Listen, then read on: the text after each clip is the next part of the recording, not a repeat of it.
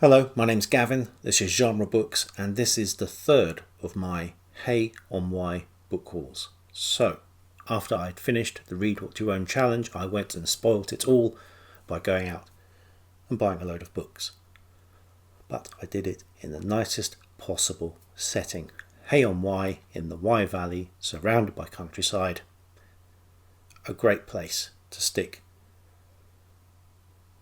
I've lost count of how many bookshops. There's a lot. Even the shops that aren't bookshops have books. The first bookshop I'm talking about today, though, is Hay-On-Wye Booksellers. This is a large shop, nice Tudor fronting. It's over 2 floors. It goes back forever. There is a huge range of subjects, including 2 or 3 shelves just of cricket books, like every good bookshop should have. I didn't buy any of the cricket books. I've spent most of my time in a little cubby hole which has all of their science fiction and fantasy, but let's see what I got there. I started with again trying to I won't be able to complete this series, but I ended up with volume 6 of this series elsewhere. So when I found a large number of the books in this series, I couldn't resist it. I may, by the time I have read these 5 and the 6th that I own, have changed my mind. But Criminoli has talked about these before and spoken about them in glowing terms. So I'm expecting some pulpy goodness from The Survivalist by Jerry Ahern. And here is Volume 1, Total War. If Volume 1's called Total War, you're not leaving yourself far to go in terms of upping the stakes. But Volume 2, The Nightmare Begins. Volume 3, The Quest. Volume 4, The Doomsayer. And Volume 5, The Web. I do worry that he's running out of guns. I mean, he's still got the bandolier here, but those gun case, those bullets are never going to fit that little pistol. And he starts off with 2 guns. He must have just lost one. But yes, a series, I think, for Garb August. And depending on how much I enjoy them, I'm either falling into a rabbit hole of buying lots of these or getting rid of half a dozen of them. A 1960s comedy next, and I got this because it's in Digit Books, and I quite like Digit Books.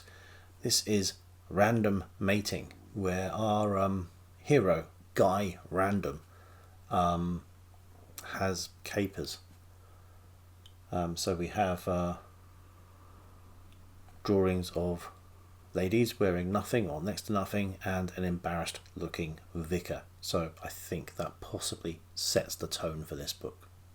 The next book is by a writer I have enjoyed the last 3 books of his I've read. Warrior of Larn, Thief of Larn, and Kirik and the Lost Queen. All of those are rather fantasy based. This one looks far more science fiction-y, escape across the cosmos. But straight back to fantasy. Jurgen from James Branch Cabell, originally 1921, I think. This is an edition from 1984. I have other Cabell books in the Ballantine Adult Fantasy range, but I don't think this book came out in that range. This is apparently his most famous work, and this also comes with an introduction by James Blish. I hear this novel spoken about in glowing terms across the internet, so for the sake of a few quid, I will read it and make my own decision. This is Stoner, a novel by John Williams. I'm in 2 minds about this next writer, but I keep giving him the benefit of the doubt. So let's see if Robert A. Heinlein can convince me with The Puppet Masters. here in a nice pan edition. And as I said in the last of these haul videos, I will be partaking, if it happens, in Book Trek this year. And this is now the third Star Trek book that I own. This is the novelisation of Star Trek IV, The Voyage Home, the novelisation by Vonda McIntyre. Now, there's a lot of credits just here. I mean, she is Vonda N. McIntyre, the credited author, but we have to say this is the screenplay by Stephen Mearson and Peter Crykes and Harve Benefit and Nicholas Meyer, based on the story by Leonard Nimoy and Harve Bennett. So there is enough credit or blame to go round depending upon your point of view. This next book is Best Thriller of its Year, awarded by the Crime Critics Award, and also a US Book of the Month Club. The message of the scroll is baffling, fragmented and sensational. Buried somewhere in Israel is the true menorah, the great golden symbol of Judaism lost for 2,000 years. The Israelis have a copy, the Jordanians have a copy, and both want the menorah. The Jordanians have their infiltrators and their strong-armed men. The Israelis have Casper Lane, a brilliant young professor of Semitics with a genius for hunches and a most unprofessorial libido. His cracking of the code is just about the most fascinating piece of detection you've ever read, and the ending, let's just call it unguessable. A Long Way to Shiloh by Lionel Davidson. Now, I have a Lionel Davidson book to read coming up, The Rose of Tibet, as part of my project Rabbit Hole and of Spring into Adventure. And I thought I'll get another of his books to make a comparison. And here we have a map of Israel superimposed over over a naked lady. So someone's been looking at my Christmas list. I was on the hunt for Marie Corelli in Hay-On-Wye. Didn't find as much as I thought I would, but I did get this one from the Dennis Wheatley Library of the Occult, The Mighty Atom. From Corgi Books from 1963, a short story collection from Arthur C. Clarke, The Other Side of the Sky. From Fred Saberhagen, or Saberhagen, The Frankenstein Papers, a fantastically shiny cover there. This is from Baen Books from, I'm going to guess this is 1980s, 1986, slap bang in the middle. These are the papers written by Frankenstein's monster. I have the first of this series in paperback already, so when I saw the second, I thought I'll buy it, and at least I've got a pair to sell on if the first is no good. This is Kenneth C. Flint, The Riders of the City. This is the author from the author of The Hound of Culane. So this is a fantasy version of Ireland. But yeah, I do like the cover. Two more books where I am filling out a series that I have some parts of. These are both by A. Bertram Chandler, Volume 1 and Volume 2 in the RimWorld series, The Rim of Space and When the Dream Dies.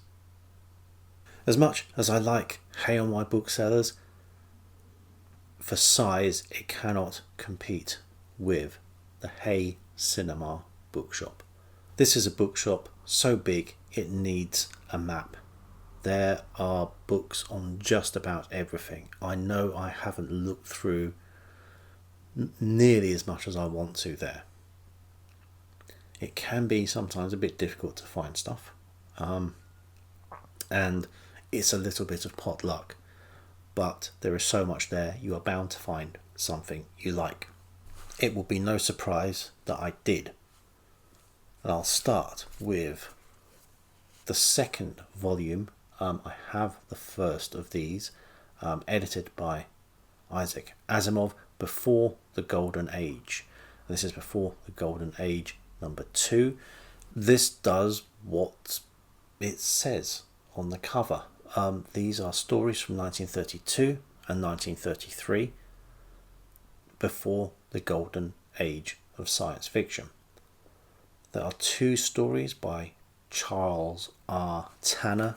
There is 1 story by Jack Williamson and 1 by Lawrence Manning.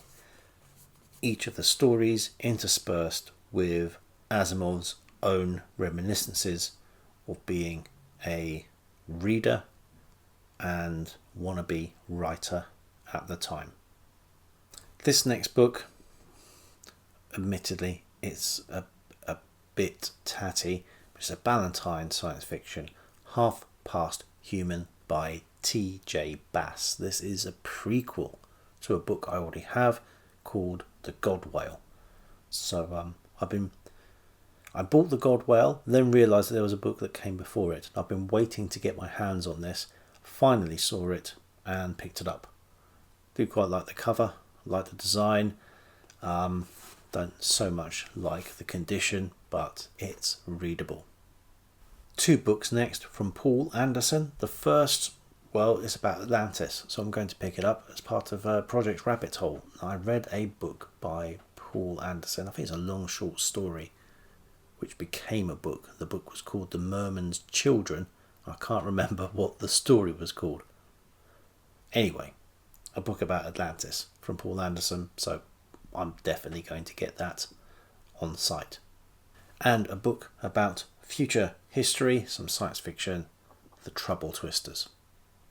Another short story collection, this time from the pen of Harlan Ellison. This is Strange Wine, a bit more on the fantasy and weird side of things. In truth, I did not get as much science fiction from the Hay Cinema bookshop as I thought I would do. I think I also hit pay dirt last time I was there. It's where a number of my Victor Gallant's science fiction masterworks come from, because they were only £3 or £4 each there. There are still a lot of new, remaindered, discounted books, but nothing really piqued my interest this time round.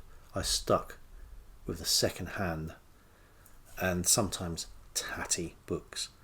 But just because there was little of science fiction and fantasy to pique my interest, there are other genres, and the Hay Cinema bookshop is one of only 3 bookshops I can think of in Hay-On-Wye that even have a Western section.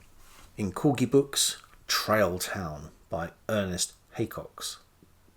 Also from Corgi and from Clarence E. Mulford, The Man from Bar 20, so a Hopalong Cassidy novel.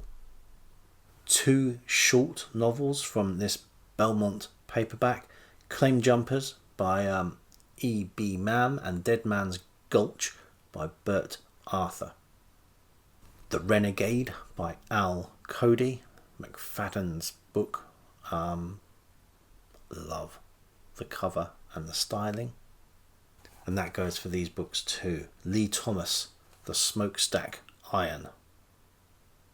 And Donald Bain Hobart's Trail of the Twisted Horseshoes. From Corgi Books, Herne the Hunter 2, River of Blood. And number 1 in a new Western series, Breed, The Lonely Hunt by James A. Muir.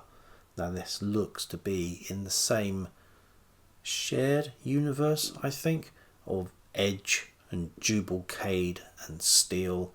So a universe of violent Western happenings. And speaking of Jubalcade, I think the only book I've read in his series is number 6. So I was happy to find number 1, The Killing Trail. Number 2, Double Cross. Number 3, The Hungry Gun. And number 5, no, number 4, Vengeance Hunt. Vengeance is a word that turns up a lot in these Edge and Steel and Jubalcade series. Anyone watching these videos that knows Hay-On-Wye may have realised that there's one missing from all the bookshops I've mentioned so far. I'm rectifying that mistake. Richard Booth was known as the King of Hay. He's the man that put the town on the map. He's the guy that figured out that a lot of libraries were getting rid of their old stock and buying up lots of cheap property in this town, opened more than one bookshop and began an empire. Quite literally, he declared the independent kingdom of Hay in the early 70s, I believe, and crowned himself king. You could buy yourself a lordship for about 50 quid back then. You can actually do that with the United Kingdom as well, but it costs you a little bit more. There is still a Richard Booth's bookshop in Hay-On-Wye, despite Richard Booth having himself passed away. And the Richard Booth's bookshop is, I think, really the centre of the town. It's not the biggest bookshop in the town. It's certainly the most organised and has quite a lot of staff. They are taking care of the collection of the stock. The curation that goes on there is quietly extensive. There is a mix of old and new books. It's across 3 floors. The science fiction, horror, thriller and fantasy are kept in the basement where they should be. Fiction on the top floor and other subjects as well, and then new works and new fiction in the foyer and spreading back for the rest of the shop. Every subject you can possibly think of. And upstairs there's a nice area with sofas. You can sit down by the poetry section. It's very light, very airy, very pleasant surroundings. So of course I headed straight for the basement. And there is science fiction there aplenty. The Long, Loud Silence by Wilson Tucker and Ice and Iron by Wilson Tucker. The Days of Glory by Brian M. Stableford. I think this cost about £1. And following my reading of The Bermuda Triangle by Charles Berlitz last year, I found that The Mystery of Atlantis by Charles Berlitz. There was another Charles Berlitz book as well, but I thought it might be a bridge too far. I can probably do one of these at a time. More C.M. Kornbluth. This is A Mile Beyond the Moon. And keeping the Atlantis theme going, we have Philip Jose Farmer, Hayden of Ancient Opar. Now, Opar might be familiar to readers of Tarzan. Opar is the Atlantean colony in Tarzan's Africa. So I'm never sure with Philip Jose Farmer quite where he is intersecting with the canon and where he is making stuff up, but it's always fun finding out.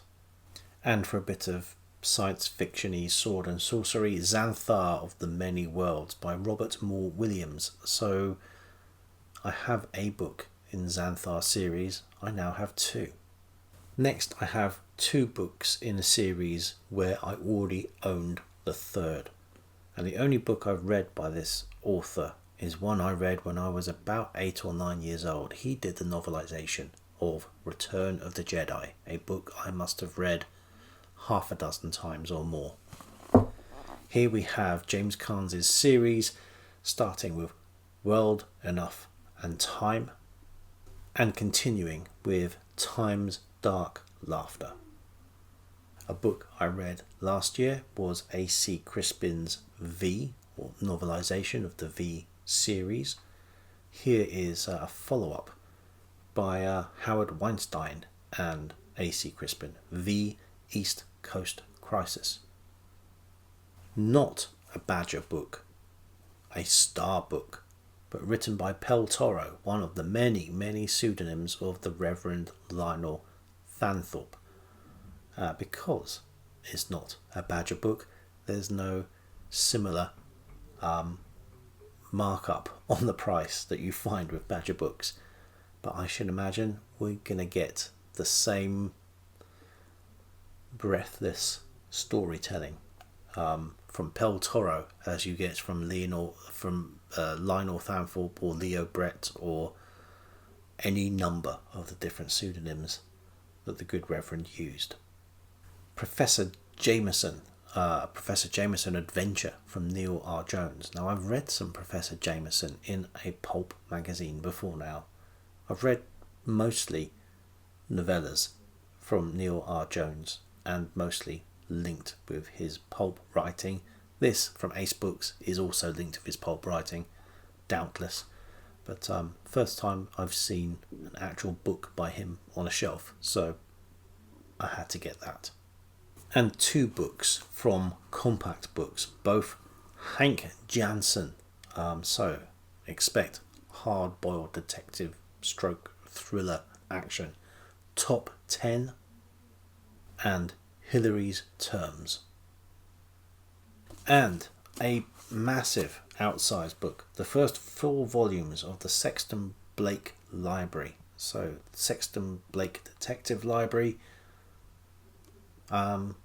Sexton Blake. Don't get him confused with Sherlock Holmes. He's his own man. There is a lot of Sexton Blake, so I have to start somewhere. It first began in the Halfpenny Marvel back in 1893, and since then 3,500 Blake adventures have been penned by nearly 200 different authors. Apart from his many appearances in numerous magazines and regular appearances in Union Jack and Detective Weekly, Sexton Blake also had a monthly library devoted to his adventures, starting in 1915 and ending in 1970, with 1,700 novels published in that library. And here are only the first 4. And that might very well have been it, were it not, to bring it all back to the beginning, this map. Now, this shows every bookshop in Hay-On-Wye, and I think I covered most of those shops in these book haul videos. I don't think I'll get anything at the Literature Library or the Adamans Annex, or the Old Electric Company or Hay-On-Wye, but I've got books from every other bookshop.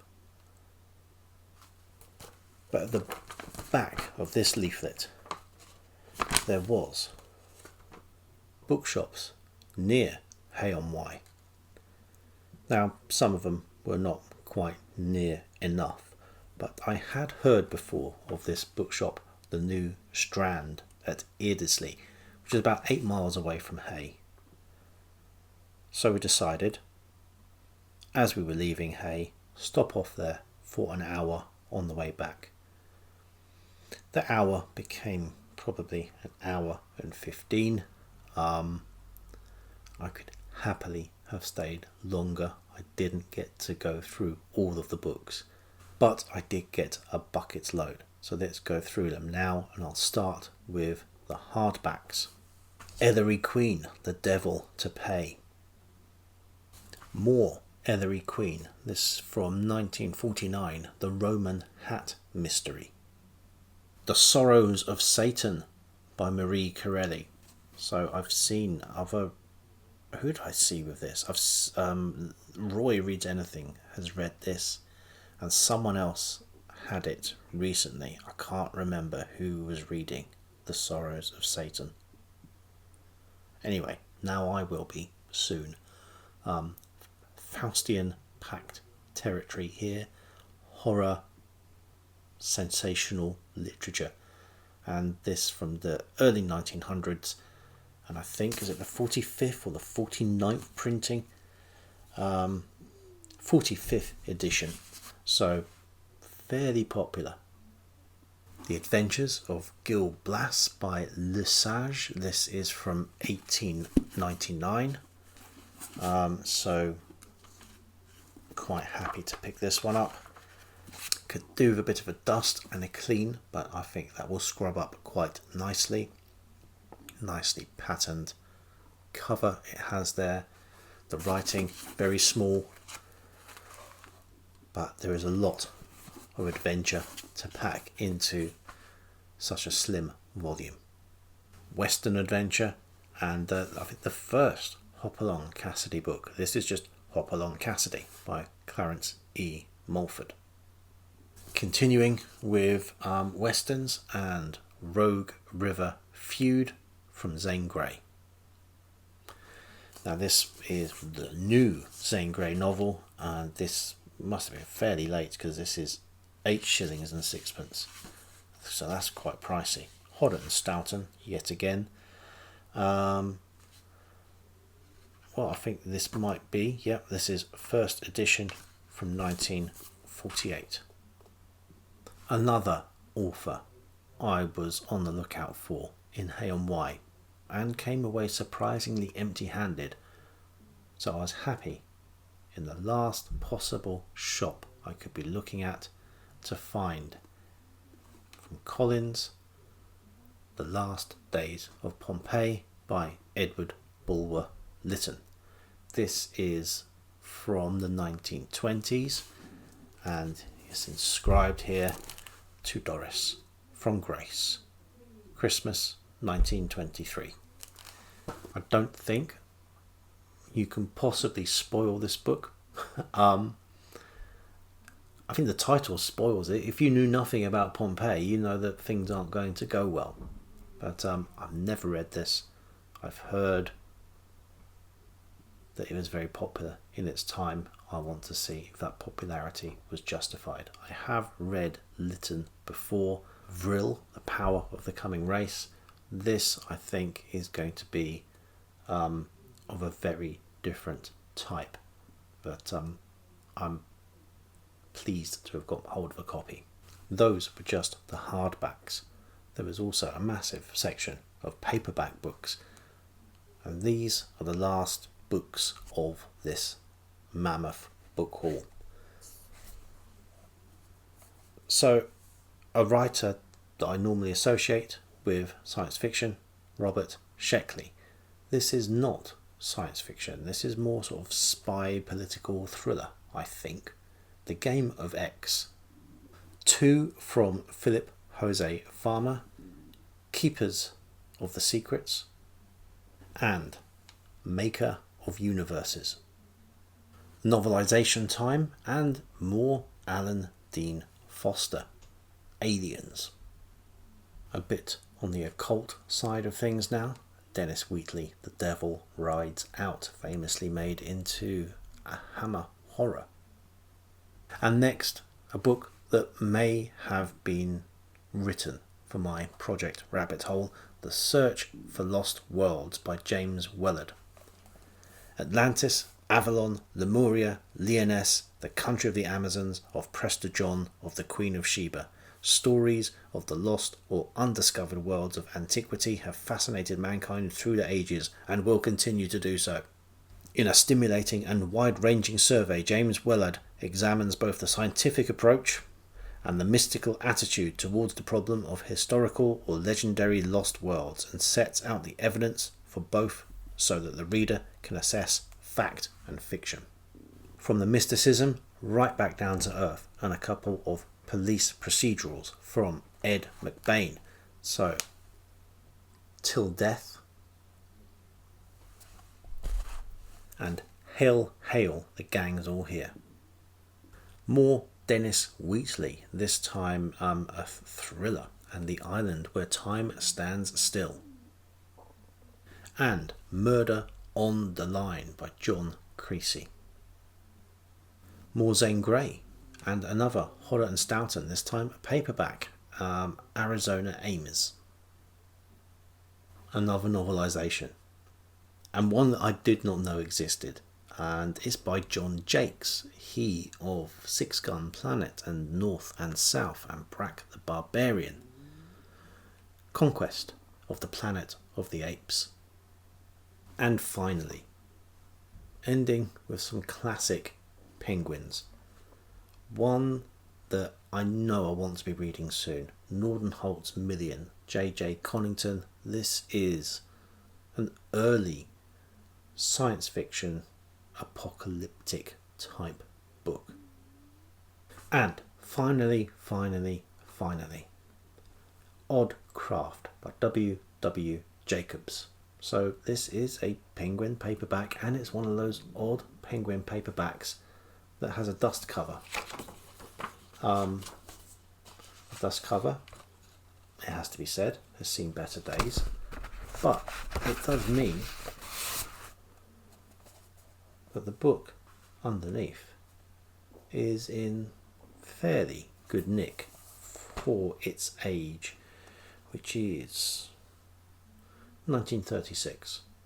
So this book, originally published in 1906 and dedicated to his editor Jerome K. Jerome, is a short story collection of the lives of sailors and some odd people. It was nice, after all that hunting around in Hay-On-Wye, to finally come up trumps at a small town just outside that small town. But after that, it really was time to come home. So here I am. And now I've got to start reading all over again. There's no got to about it, I want to. But I've got to make some space on the shelves so I can get some books read, so that I can take some back to Hay-On-Wye again, hopefully next year. Until next time.